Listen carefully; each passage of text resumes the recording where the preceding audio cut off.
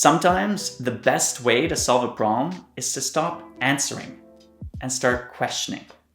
If you've ever been stuck in a creative rut, spinning your wheels in a meeting, or trying to break through a challenge, question storming might be the tool you're missing. Hi, I'm Nicholas Belvo, and this is part of a series where we explore the power of asking better questions.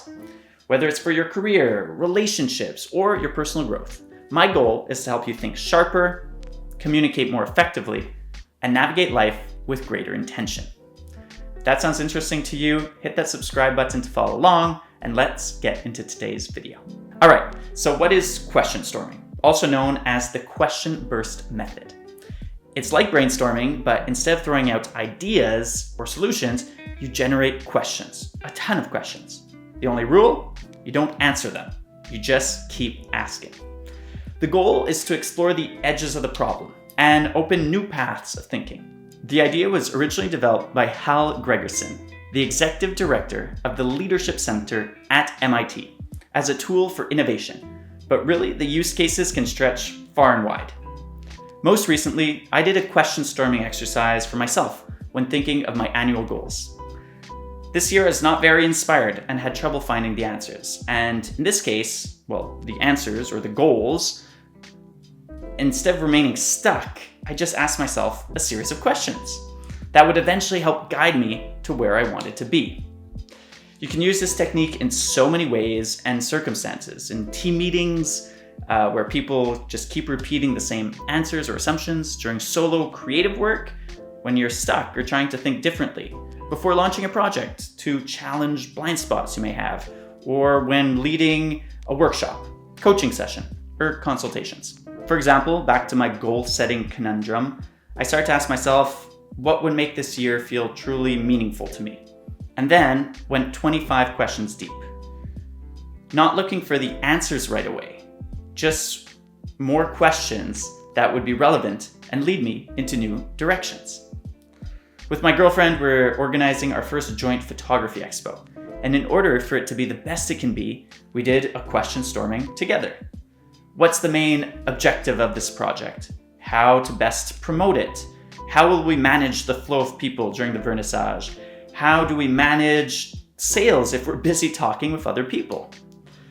We're not searching for the answers right away, but rather attempting to identify all our blind spots. This ends up leading to having a more complete answer in the second phase, and even having a better idea than we could have otherwise had. This brings us to how to run a question storming session 101.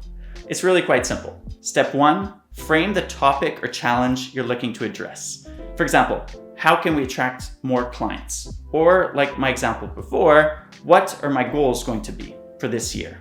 Step 2, set a timer, especially if you're going to be doing this in a group.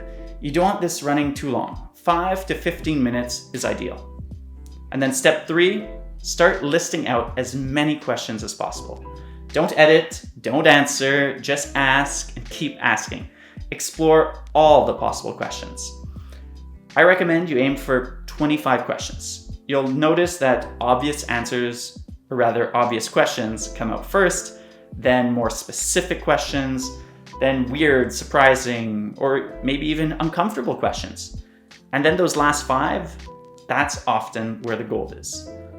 There's no bad question, no taboo question, just get all of them out.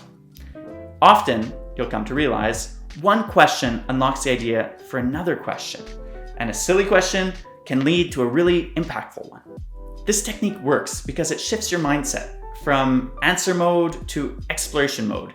It surfaces assumptions you didn't realize you had, and it invites curiosity, not ego. It often leads to more insightful action than just jumping straight to the answer.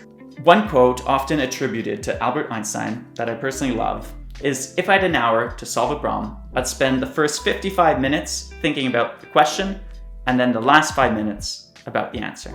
Or as Charles Kettering said, a problem well stated is a problem half solved.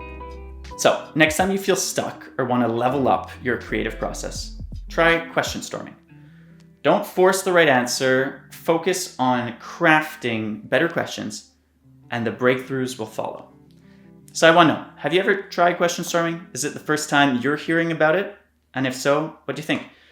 Let me know in the comments, and I'll see you in the next video.